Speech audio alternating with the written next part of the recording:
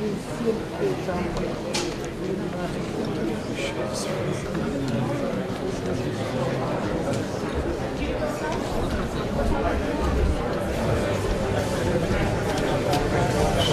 пані та панове, їх високоповажності президент України Володимир Зеленський, прем'єр-міністр Сполученого Королівства Великої Британії та Північної Ірландії Енді Беннет, президент Європейської Ради Антоніо Кошта, президент Фінляндської Республіки Олександр Стур, президент Литовської Республіки Гітанас Наусєда, президентка Республіки Молдова Майя Санду, прем'єр-міністр Латвійської Республіки Андріс Курбас, прем'єр-міністр Великого Герцогства Люксембург Люк Фріден, міністерка закордонних справ Королівства Швеція Марія Мальмар Стернерза.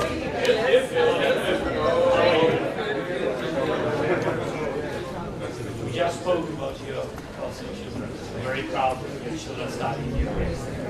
Thank you so much. Yeah.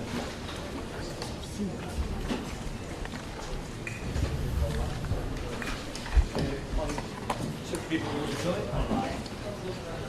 So when we will start? Okay. You will tell us when to begin.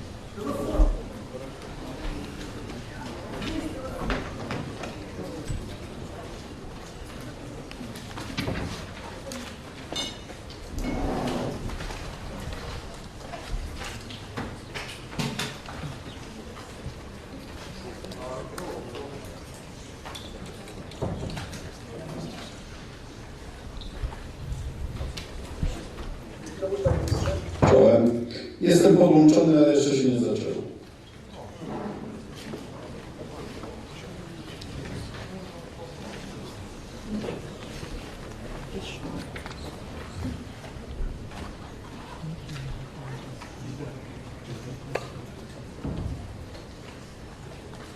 We will have everybody online or only people.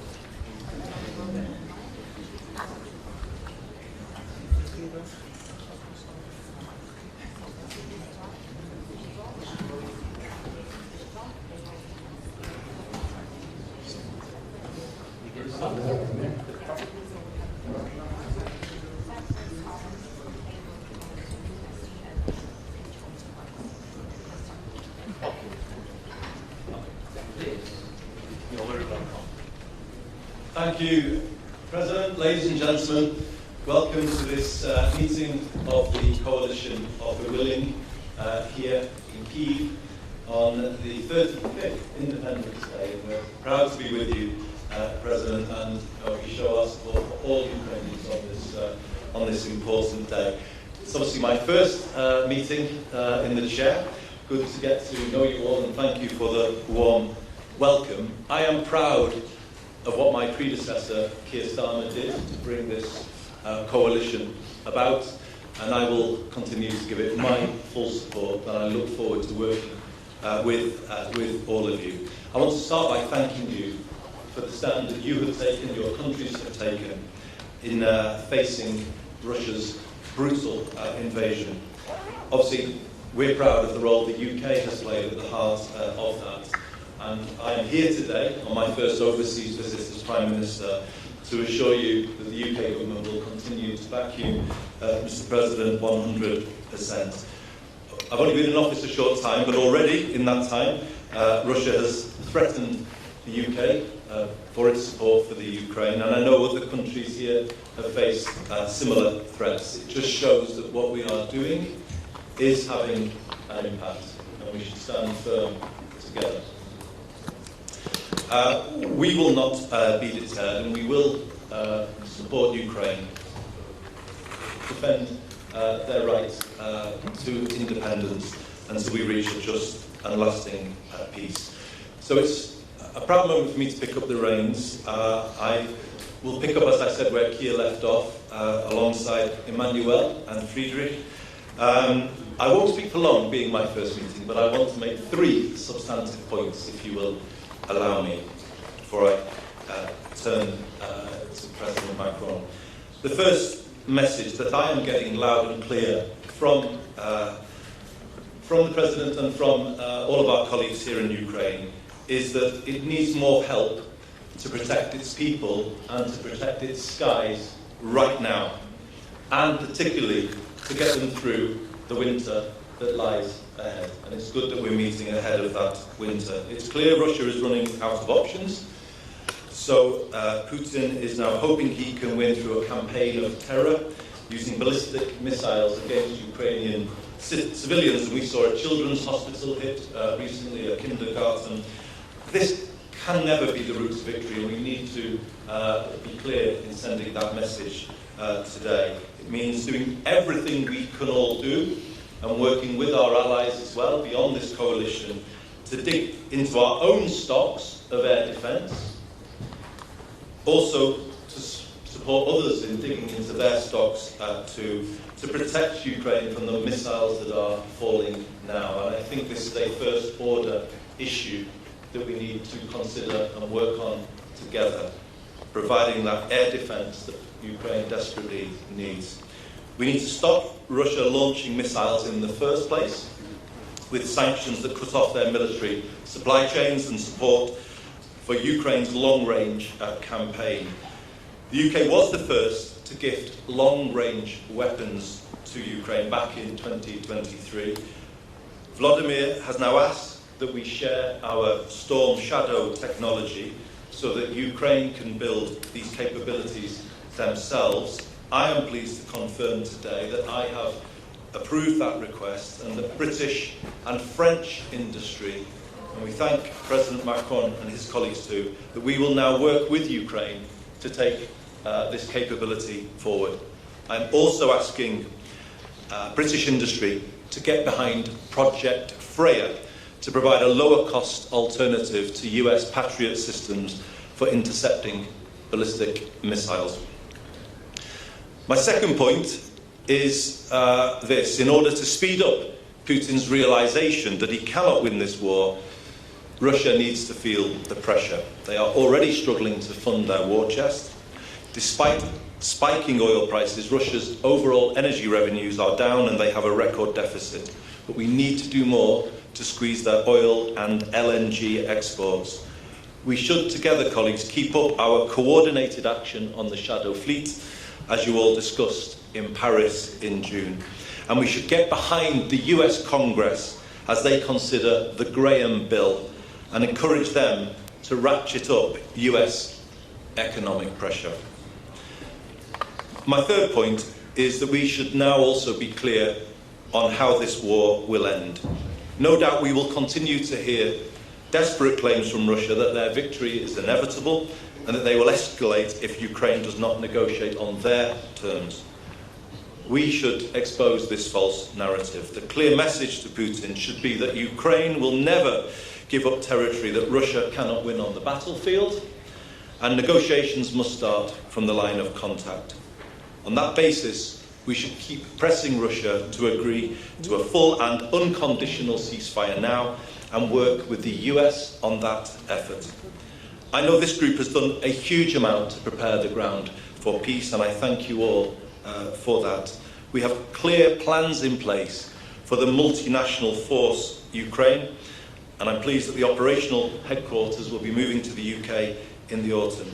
We will be leading exercises to ensure that the force is ready to deploy. So, friends, I look forward to working with you all on that agenda that I've set out today, on all of these points, and together backing Ukraine for as long as it takes. Now, let me kind of pause my remarks there. Thank you again for the warm welcome that you have given me. And let me turn to President Macron. Emmanuel.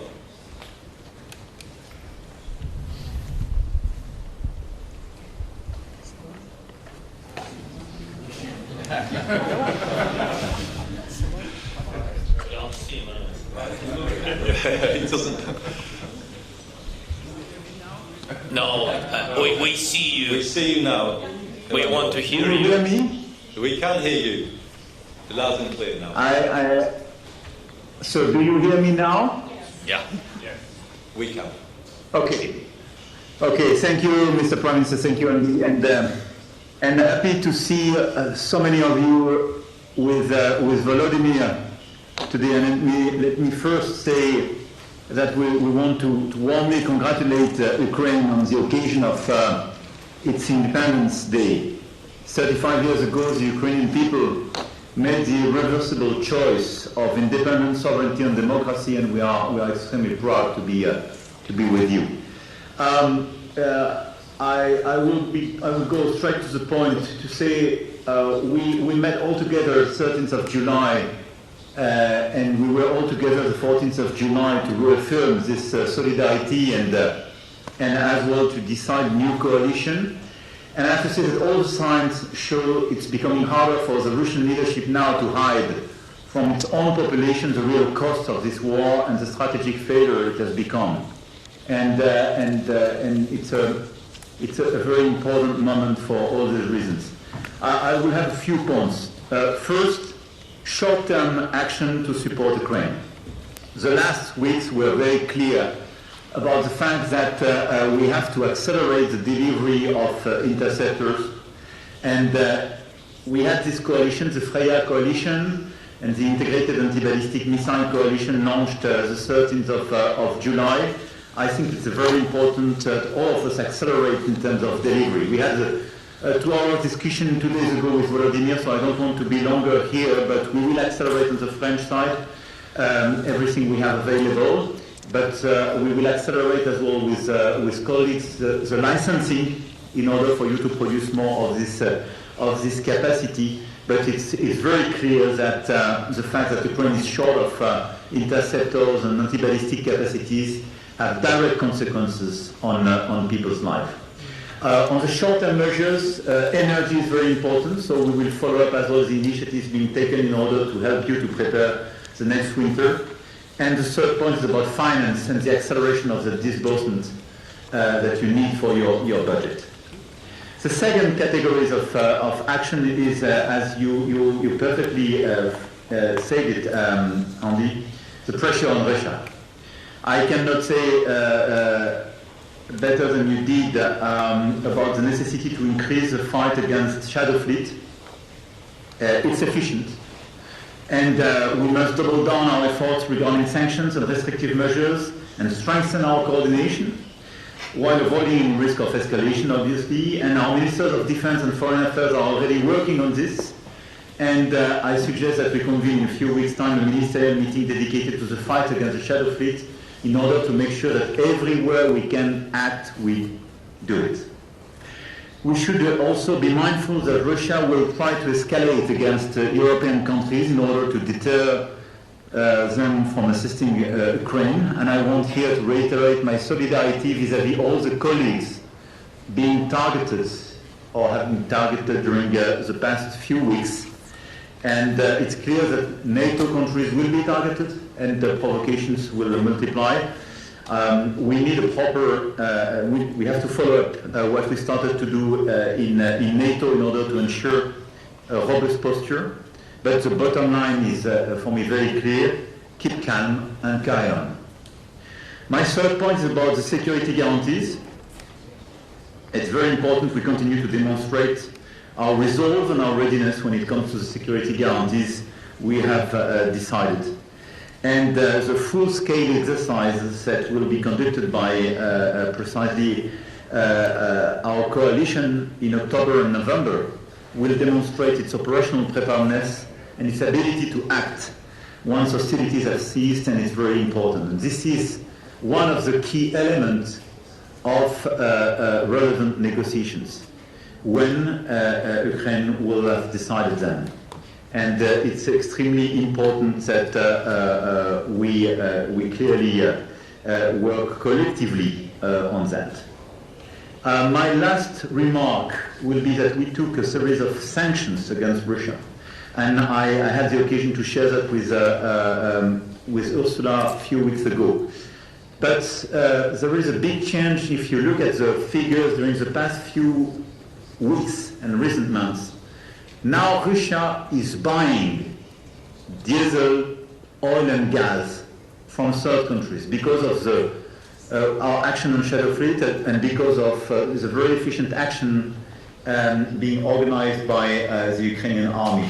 And I think it's very important that we take new sanctions in order to avoid our own players to sell this oil and gas or this diesel to Ukraine and to Russia, sorry. And it's very important that we have this new series of sanctions. Till recently, it never existed because Russia was exporter. But now, because of what we are doing, Russia is importing.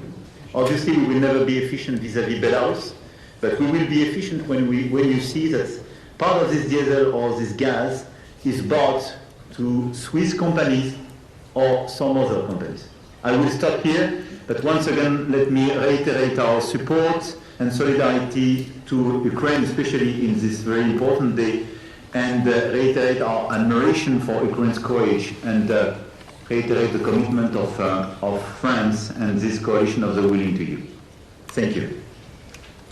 Thank you so much, Emmanuel, for your clear words and strong commitments. They are much appreciated by everybody in the room here. We're here to share this Independence Day with you, Mr. President. We celebrate with you, and I would now like to hand the floor to you. Thank you so much. Andy, thank you very much, dear friends, and I'm very glad that we're together on this very important day, on Ukraine's Independence Day. And Mr. Prime Minister Andy, this is your first meeting of the Coalition of the Willing and your first visit to our capital. And it's very symbolic. This is that you are here today, and this strong support Britain has stood with Ukraine from the very beginning, with all of our people, and Britain remains a real leader in supporting our defense and European security. And your today's message about storm shadows, we're very thankful to your industry and to French industry, to you, Emmanuel. This really will strengthen our army. Thank you so much. We have many major security issues to work on together, and I'm very glad that we can do it. And Emmanuel, Mr. President, thank you for your help and for your leadership and co-chair of this coalition. And I thank you to all the members of this coalition for your commitment and for standing with Ukraine. And we value this format, the Coalition of the Willing. It brings together countries that are ready not only to talk about security, but to act. We need it, act, and to build real security together. So let us make this meeting truly productive with real contributions to our security and decisions that make us stronger. We need it.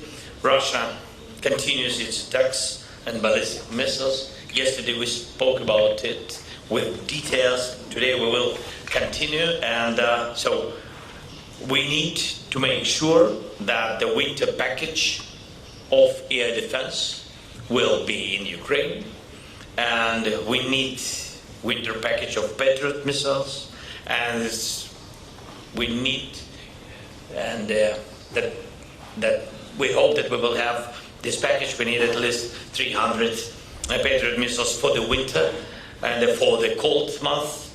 Every missile means lives to be saved, and so please continue this work through Pearl, through bilateral power dialogue and different decisions. We also have to deal with the funding gap, and because of the way defense budgeting works at the beginning of this year, the Ministry of Defense used funds that had been budgeted for the end of this year, and of course, but the total gap is 27 billion. Yesterday we spoke, today the Prime Minister came, and I asked him really after press will leave us with all respect, yes, to share all the details of this question, and this is very important for us.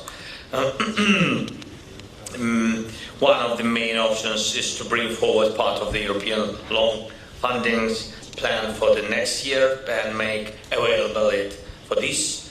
But we should not give up on other ideas for how to ensure fair protection in this war, a war that Russia started and continues prolonged. So Russian sovereign assets are already frozen in Europe and in other jurisdictions and around the world, including our partners, including Japan, and wherever these assets are, we need to find a fair way to use them for protection against Russia's war. And so I think this is the most important topics, really, fundings and air defense. And of course, we want to share with you other details of negotiations where we are. And but again, a little bit later, I will be ready to share with you with details. Also, we now see the influence and the goal of Russia is to block our Black Sea totally, 100%.